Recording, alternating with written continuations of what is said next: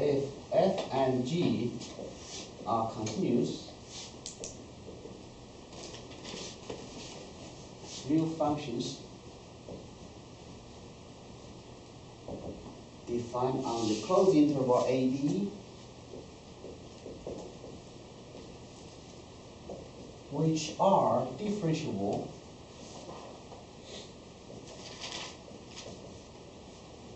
in the open interval AB with a segment AB, then there is a point x in AB at which f of b minus f of a times g prime of x equals g of b minus g of a times f prime of x. This is a generalized mean value theorem.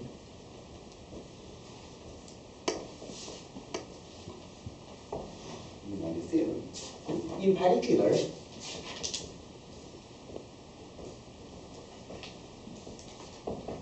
if g of x identically equals x, then the theorem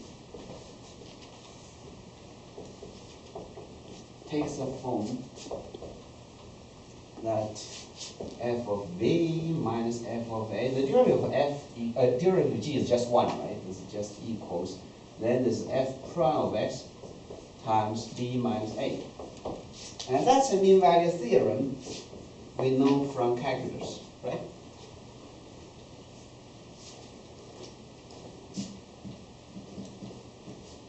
Now, how do you do the proof?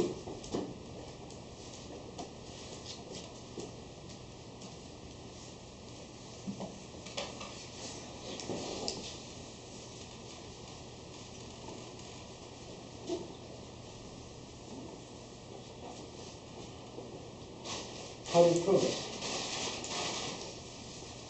Remember what we talked about, how do you do mathematical proofs, right? We start with the simplest case, and then we gradually generalize to more and more complicated situation, right? So here we have the simplest case, right? So, and just allow me, I don't want to write f. I write it as, because here I use little f and g, I put h, right?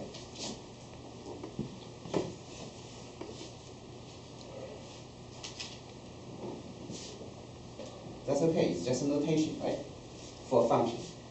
I need to find a function so that this derivative equals 0 will imply that, right? So that is of x.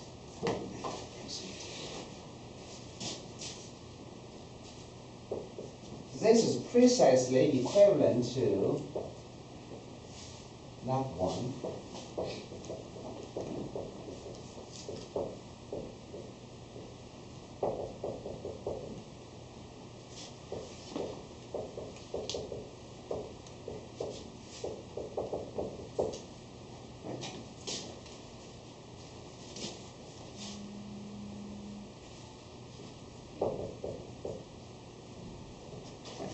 So I need to find such a function, right?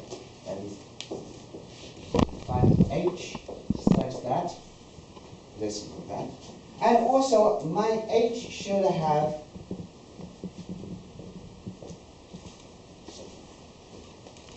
a local maximum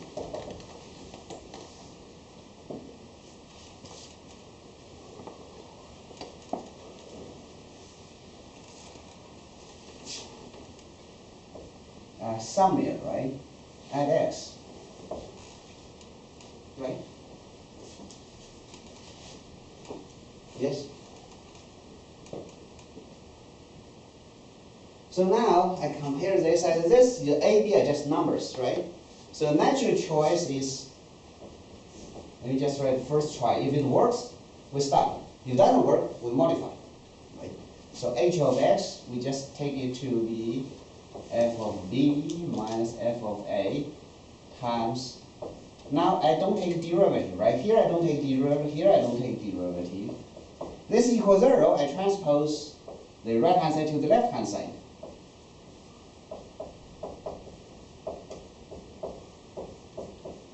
And then I don't take the derivative here, right? That's a very natural choice, right? Right? Now here, I want to find, this is a continuous function, of course, right? This is a continuous function. It has a maximum and a minimum over a closed interval, right? For a continuous function, right? But the only problem is if the maximum happens at the end points, you can take the derivative, right? Right? That is, we want to get this new function that the maximum is not only assumed on the endpoints. It must be somewhere in the middle. That's good enough, right? That's something. So let's just compute h of a. This is just f of a minus f of b, and g of a minus g of b minus g of a, f of a, right? And the h of b, this is f of b minus f of a, g of b minus g of b minus g of a times f of b, right? Well, what can you tell from those two values? Which is larger, which is smaller? Well, you just use the difference.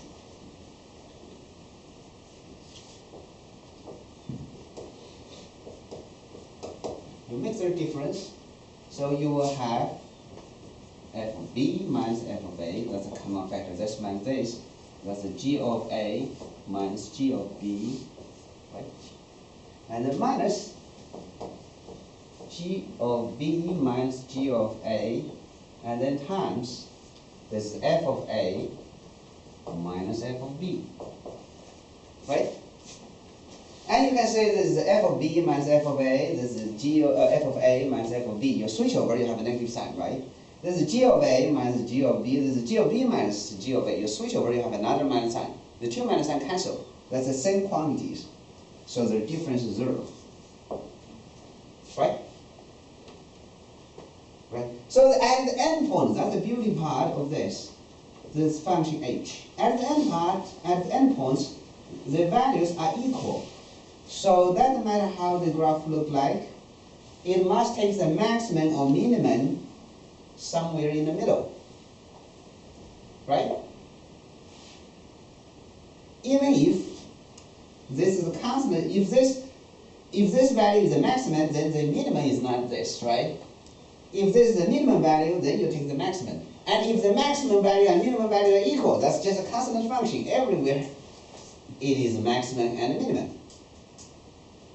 So maximum, minimum, and then this function, according to that theorem, should have at one point, that's for some x, this should equal 0. And if this equals 0 from our construction of h, this should hold, right? And that's a proof, right?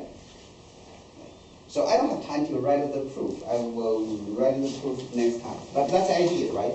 I'm showing you how to get the proof, right? Not just show you, write out the proof and then you understand, oh, it is correct. No, there's another way to do mathematics. You need to understand how to find the proof, right?